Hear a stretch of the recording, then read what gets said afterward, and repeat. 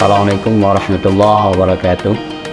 Syukur Alhamdulillah, dengan rahmat dan maunah Allah juga telah selesai melaksanakan seluruh rangkaian kegiatan penerimaan santri baru daerah tercinta ini, daerah Ummul Aiman Nusa Menengah, tahun ajaran 2023-2024,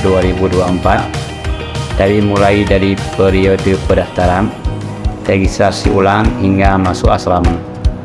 Oleh karena itu, saya selaku Ketua Panitia mengucapkan ribuan terima kasih kepada asatid dan asatidah yang telah berpartisipasi dalam mensukseskan kegiatan ini, baik setelah langsung maupun tidak langsung.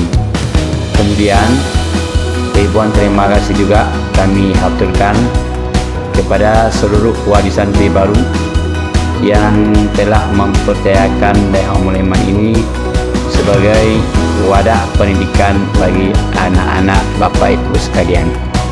Terkhusus kepada seluruh santri baru, kami ucapkan ahlan wa sahlan wa marhaban bi qudubikum.